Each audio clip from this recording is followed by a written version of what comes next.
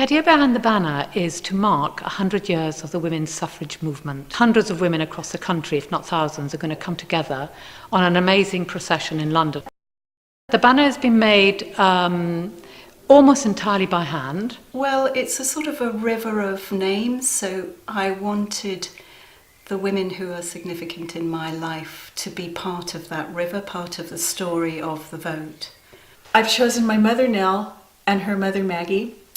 And on my father's side, I've chosen Mattie, who is my grandmother. Her mother is Melindy, who I'm named after. And Melindy's mother is Weesey. And my great-great-great-grandmother is Eliza. I mean, I could have added lots of other names, but those are the ones who, I guess, they're the significant women in my life.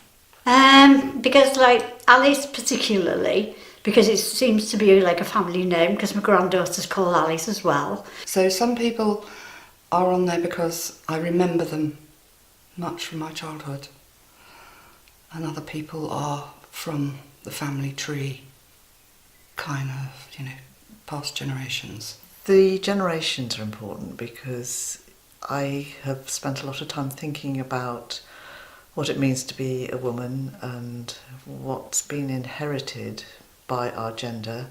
It's, I think it's very easy for women today, including myself, to take it for granted. And this 100-year anniversary is a reminder, and it's a celebration as well. So I've been listening to an audiobook about the suffragettes, which has really enlightened me. So it's brought focus. It is really important, to remember all these women, because they were strong, they didn't have any rights, they didn't have any support, when they were widowed, or didn't get any money from the state. They were just very, very strong women. The suffering, the incredible suffering that they went through to get the vote, it's astonishing.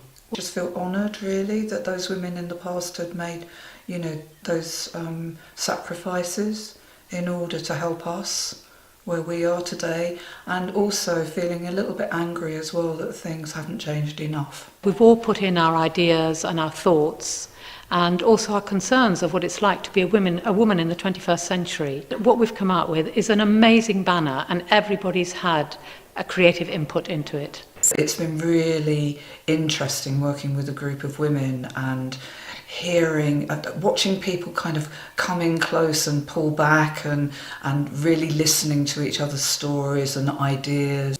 All of the women who are working together on it are putting their foremothers, some of them have put their own names, and some have put their daughters and grandmothers. So it's celebrating women and women's right to vote and have a voice. And in fact, of all the women in the group, everybody votes, whether there's someone they want to vote for or not, they always vote, even if it's for the least worst option. I've become sort of in my head more militant and more feel that we need to speak out more about the injustices that are still taking place.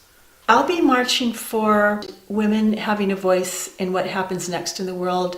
I think it's important that for future generations of girls and women that they see that it's important to be recognised as a woman. I'll be marching for my children and for my grandchildren and for my mother and my grandmother and my kith, and I shall be marching for my kin. I shall also be marching for all the men in my lives that are important and significant and of huge value.